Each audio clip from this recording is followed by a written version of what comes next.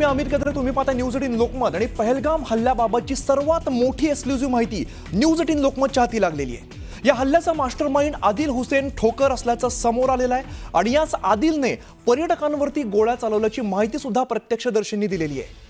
आदिल हुसेन ठोकरने लष्कर ए तोयबाच्या पाकिस्तानमधील कमांडर सैफुल्लाह कसुरी आणि अबू मुसा यांच्याशी संग करून पहलगाम हल्ल्याची योजना आखल्याची माहिती समोर येते।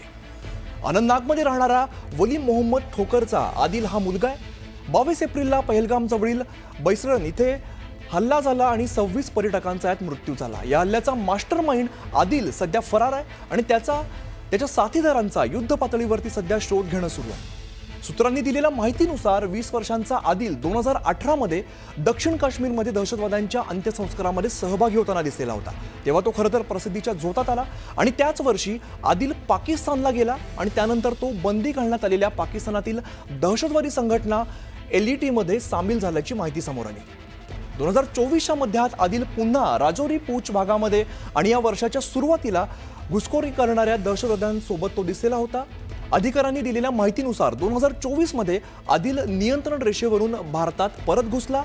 दोडा किश्तवाड भागामध्ये तो सक्रिय होता आणि आता याच आदिलच्या मुसक्या आवळण्याची तयारी तपास यंत्रणांनी सुरू केलेली आहे।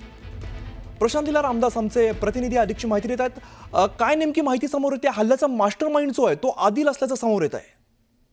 बरोबर, या हल्ल्याचा मास्टरमाइंड जो आदिल आहे त्यांनी लष्कर ए तोयबाच्या कमांडर सोबतच ज्या पद्धतीने संपूर्ण पहलगामच्या वर जो हल्ला झाला, निष्पाप पर्यटकांवरती जो हल्ला झाला, त्या 26 जवळपास पर्यटक दगावले होते, त्या सगळ्या संदर्भात जर बघितलं आपण तर त्या सगळ्या कट रचण्यामागे आदिलच हा मुख्य कटकर्ता होता अशा प्रकारची माहिती पुढे आलेली आहे। आणि महत्वाचं म्हणजे सोबतच ज्या पद्धतीने माहिती मिळते की या सगळ्या पार्श्वभूमीवरती ही अत्यंत महत्वाचं आहे की हा जो आदिल आहे हा 2018च्या जवळपास हा पाकिस्तानमध्ये गेला तर पुन्हा 2024 मध्ये तो या भागात पाहायला मिळाला, भारतामध्ये पुन्हा एकदा पाहायला मिळाला होता। आणि त्यानंतर जी माहिती पुढे आलेली आहे, साधारणतः जी माहिती अशी आहे की साधारणतः राजौरी आणि पूंछ या भागामध्ये साधारणतः हा 8 दिवसापूर्वी पाहायला मिळाला होता आणि लष्कर ए तोयबाच्या 2 प्रमुख कमांडर जे आहेत त्यांच्यासोबत त्यांनी हा संपूर्ण कट रचला होता। त्यामुळे त्याचा आता मुसक्या आवडण्याचा प्रयत्न भारतीय लष्कर आणि निमलष्करी दल जे आहे आणि सोबतच जम्मू काश्मीर पोलीस देखील करत आहे। त्याला कुठल्याही परिस्थितीमध्ये त्याच्या मुसक्या आवडण्याचा प्रयत्न भारत सरकारच्या वतीने देखील युद्ध स्तरावरती होत आहे। स्टुडिओ निश्चित आपल्यासोबत ब्रिगेडियर हेमंत महाजन सर सध्या आपल्यासोबत आहेत। महाजन सर, या हल्ल्याचा जो मास्टरमाइंड आहे तो आदिल असल्याचं समोर आलेला आहे। असं आहे की मास्टरमाइंड एक असतो, त्याच्याबरोबर अजून 5-6 जण असतात आणि त्याच्याशिवाय त्यांना मदत करणारी एक 15-20 फौज असते। तर हे सगळेच महत्वाचे असतात आणि या सगळ्यांनाच पकडायला पाहिजे आणि त्यांना पकडून मारायला पाहिजे। तर त्याच्याकरता आता म्हणजे इंटेलिजन्स बाबी चालू आहेत, शोध मोहीम सुरू झालेल्या आहेत आणि मला खात्री आहे की पुढच्या काही वेळामध्ये हे जे दहशतवादी जे याच्याकरता जबाबदार होते त्यांना नक्कीच मारलं जाईल। आणि जर हे दहशतवादी म्हणजे जनरली असं म्हटलं जातं की दहशतवादी जे काश्मीरमध्ये असतात त्यांचं आयुष्य 5 किंवा 6 महिन्याहून जास्त नसतं, म्हणजे पुढच्या काही वेळात ते नक्कीच 100% मारले जाईल। आणि जर त्याच्यातले काही जर दहशतवादी जर म्हणजे भारतातले किंवा काश्मीरमधले असतील तर अर्थात आपण अजून एक कारवाई त्यांच्या विरुद्ध करतोय की त्यांची जी प्रॉपर्टी आहे ती सुद्धा डिस्ट्रॉय करण्याचा प्रयत्न करतोय। जसं काल झालं होतं, 3 घरांना उडवून देण्यात आलं होतं। तर ते तर होईलच आणि होतच राहील, परंतु या दहशतवाद्यांपेक्षा त्यांचे जे समर्थक आहेत ते सुद्धा अतिशय भयंकर आहेत। आपण जर बघितलं असेल, जर तुम्ही आजची जर पाकिस्तानची वर्तमानपत्र वाचली असतील आणि तुम्ही ती आरामात इंटरनेटवरती वाचू शकता, डॉन किंवा अशी, तर त्यांनी काही भारतीय नेत्यांची नावं दिलेली आहेत ज्याची नावं मला घ्यायची इच्छा नाहीये। म्हणतात की बघा, हे भारतीय नेतेच म्हणतात की मुसलमान भारतामध्ये सुरक्षित नाहीत म्हणून दहशतवाद्यांनी हल्ला करून हिंदूंना मारलं। तर हे जे अशा प्रकारचं जे समर्थन दिलं जातं दहशतवाद्यांना, सो कॉल्ड राजकीय पक्ष म्हणा, काही तथाकथित विद्वान म्हणा, तथाकथित ऍक्टिव्हिस्ट म्हणा, तथाकथित NGOज म्हणा, यांचं काय? तर हे सगळे जे रॉंग म्हणजे ज्यांना यांच्याविरुद्ध सुद्धा कारवाई व्हायलाच पाहिजे। म्हणजे ज्यांनी फिजिकली मदत केली, ज्यांनी दहशतवाद्यांना रस्ता दाखवला, ज्यांनी दहशतवाद्याला खायला आणि प्यायला दिलं, त्यांच्याविरुद्ध तर कारवाई होतेच आहे, होईलच ते।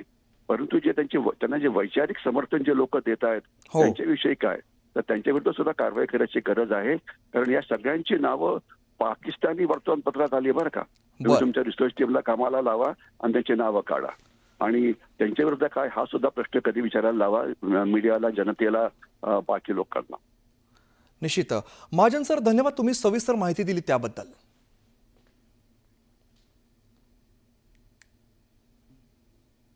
या पुढची एक महत्त्वाची बातमी समोर येते. पीपीपीचा प्रमुख बिलावल भुट्टोचं चिथावणीखोर वक्तव्य समोर आलेलं आहे. एकतर आमचं पाणी नदीत वाहेल किंवा त्यांचं रक्त, भारताची लोकसंख्या जास्त असू शकते पण आम्ही धाडसी लोक आहोत, सीमेवरती आमचा आवाज तुम्हाला योग्य उत्तर देईल असं भुट्टो म्हणतोय. सिंधू जल करार स्थगितीनंतर बिलावल भुट्टोचं हे वक्तव्य समोर येत आहे.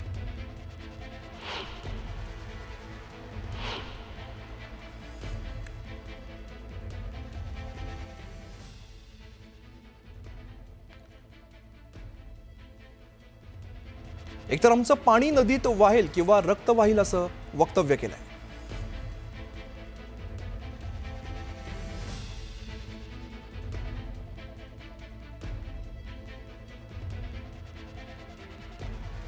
इसी सिंधु दरिया के साथ खड़े होके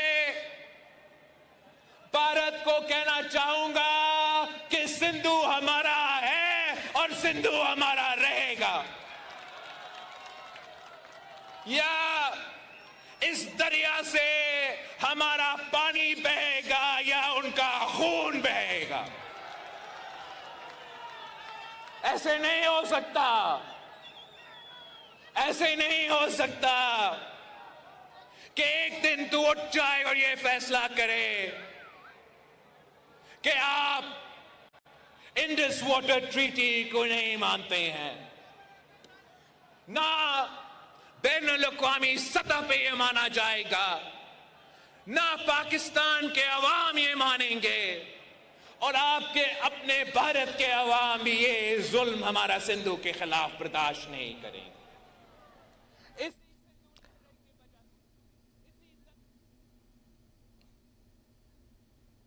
जम्मू काश्मीरमधील पहलगाम जवळ असलेल्या बैसरन खोऱ्यामध्ये दहशतवाद्यांनी पर्यटकांची हत्या केली आणि या भ्याड हल्ल्यानंतर भारतीय लष्कर आणि सुरक्षा यंत्रणांनी दहशतवाद्यांविरोधात मोहीम हाती घेतलेली आहे. दहशतवादी आसिफ शेख आदिल गुरीचं घर पाडल्यानंतर आणखीन 2 दहशतवाद्यांची घरं स्फोटकं लावून उद्ध्वस्त करण्यात आलेली आहे. हे दहशतवादी 2023 पासून लष्कर-ए-तोयबाच्या दहशतवादी संघटनेशी जोडले गेलेले आहेत. लष्कराने जून 2023 पासून लष्कर-ए-तोयबाचा दहशतवादी असलेल्या एहसान अहमद शेख याचे 2 मजली घर आयईडी स्फोटकं लावून जमीनदोस्त केलाय, तर शहीद अहमदचं घर सुद्धा पाडण्यात आलेलं आहे.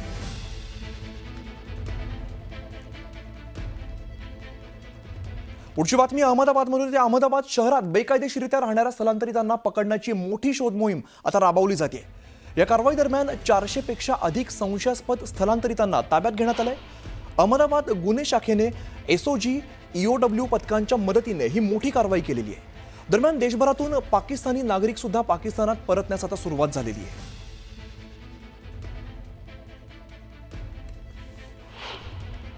पैदाश इंडिया की है, शादी पाकिस्तान में. तो आज जा रहे हो, किस वजह से जा रहे हो, क्या हुआ? ये इस मसले की वजह से जा रहे. तो आपको छोड़ने हैं साथ जिनकी शादी थी? वे कैसे आधे भाई आए आधे आए नहीं, इतनी परेशानी गुजर. श्रीनगर में हुआ, वो क्या समझते हैं आप? वो गलत हुआ, गलत बात तो गलत या करता कोई है, भुगतना हमारे जैसों को पड़ जाता. हम 10 साल के बाद आए, 1.5 महीने का वीजा था, 3 साल हो गया. हम इतने परेशान थे वीजे के लिए. मिला तो यहाँ आके यो हमारे साथ हुआ. सब कोई रोते पीटते रह गए. दुनिया शादी में शामिल हो रही, हम मुसाफिर रास्ते में चल रहे. हाँ, शादी हैगी थी, शादी में आ रहे थे. कल शादी हैगी थी तो अचानक ये हादसा की वजह से इनको जाना पड़ गया वापसी. इन्हें छोड़ने के लिए आए हैं. तो जो हादसा हुआ श्रीनगर में, जो आप समझते हैं जो अटैक हुआ, बंदे मारे, उस पर आपको कैसे देखते हैं? गलत हुआ जी, बुरा हुआ, बहुत गलत हुआ. देखिए, जिसने भी किया अच्छा नहीं किया ये. और 26 तारीख को इनकी बहन की शादी, लड़की की शादी है. आज निकाह उसका. हमारा 1.5 महीने का वीज़ा था, हमारे को 15 दिन हुए आए को. आज वापस जा रहे हैं और शादी आज निकाह है उनका. और हमारी वजह से उन्होंने निकाह लेट करा था कि भाई पाकिस्तानी आएंगे ना, उनके सामने हम शादी करेंगे, कुछ चल खुशी हो जाएगी.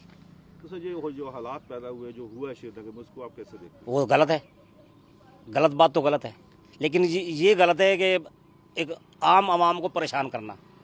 जिन्होंने करा उनको फांसी पर लटका दो.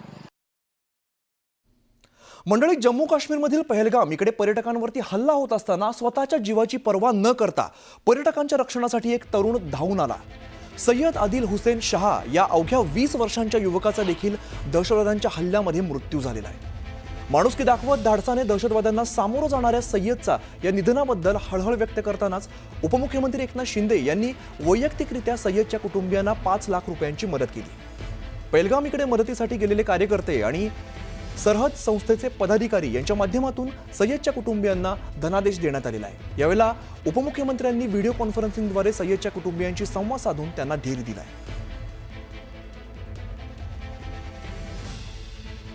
पर्यटकांवर तो गोळीबार करू नये पुन्हा म्हणून त्याने जीवाची बाजी लावली आणि त्याच्यामध्ये मागून दुसऱ्या एका आतंकवाद्याने अतिरेक्याने त्याला गोळ्या घातल्या आणि तो त्याच्यामध्ये शहीद झाला। त्याच्याशी त्याच्या परिवाराशी देखील मी आज फोनवर बोललो। आपले कार्यकर्ते तिथे गेले, त्याला देखील एक परिवाराला त्याच्या 5 लाख रुपयाची मदत केली आणि त्याचं जे मोडकळीस आलेलं घर देखील आपले कार्यकर्ते तिथं त्याला पुन्हा बांधून देतील।